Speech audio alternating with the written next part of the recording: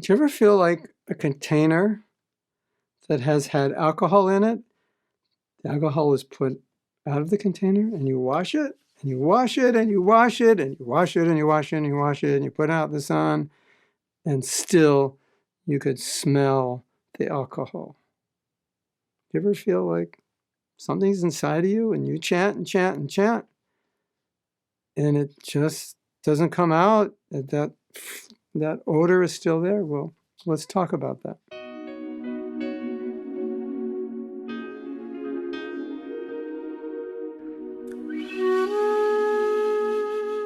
There are certain things when they're in a container, no matter how much you wash the container, you can still smell the fragrance or the odor.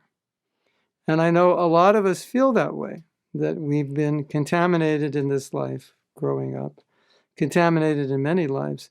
And so we're doing devotional service and we feel like, yes, it's working, but at the core, it's like I'm not a devotee at the core. There's these desires that are very, very strong, that aren't devotional, that aren't Krishna conscious.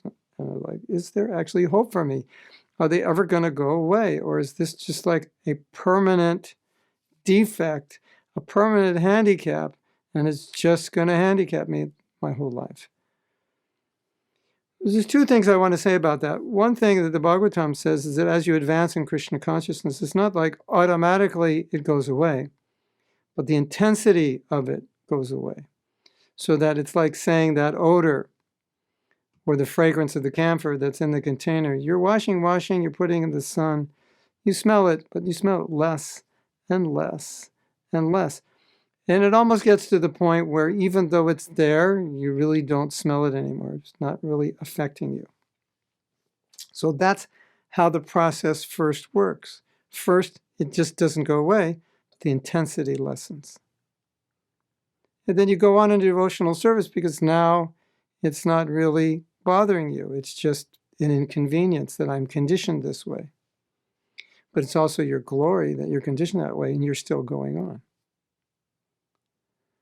And the other thing I want to say is Prabhupada is the one who gave this example. Prabhupada well knows our conditioned nature. So he knows what we're going through. He knows what we're experiencing. So if he thought that was a significant handicap, he would have just checked us out and looked at us and say, no, these people are too conditioned, that Krishna consciousness won't work. And so there's no need really to try to spread it because we'd be giving them a medicine that's not really going to cure them. But it was exactly the opposite way. Prabhupada knew, he could see, he was with us, how contaminated we were. But he knew that the medicine is very powerful and the medicine could overcome the conditioning, or the medicine could not at least stop us even though conditioned, so that Krishna consciousness could get through and that we could still go on with determination, with enthusiasm in our Krishna consciousness, despite that conditioning. So when I look at this, the way I process this is that our conditioning is an austerity. It's just, that's how we were raised. Now we want to become Krishna conscious. It's an austerity that we have to tolerate in Prabhupada's service. Now, I have one other thought. This is not something I can back up with Shastra. It's just kind of a thought or a feeling which I'll throw out to you with the disclaimer that you don't have to believe this.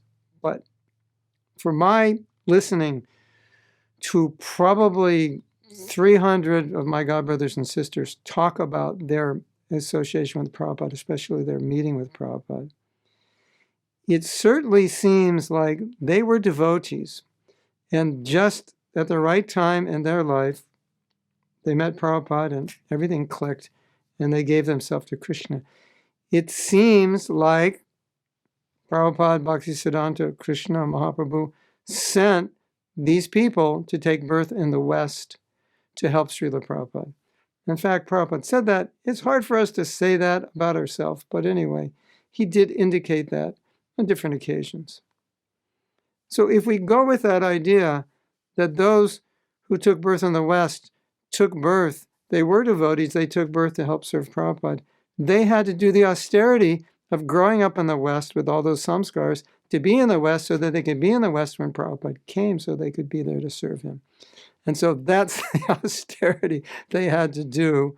They had to get contaminated by this Western culture. And now they're devotees, and they look at their life and say, I wish I hadn't gone through all that, the sex, drugs, and rock and roll. But we did go through it. That's the austerity we did so we could take birth and be here to serve Prabhupada when he came. That's another way of thinking about it. And I like to think about that because it kind of feels like a sacrifice that now I've been contaminated, kind of like a fireman burnt in the fire, but I did it for service.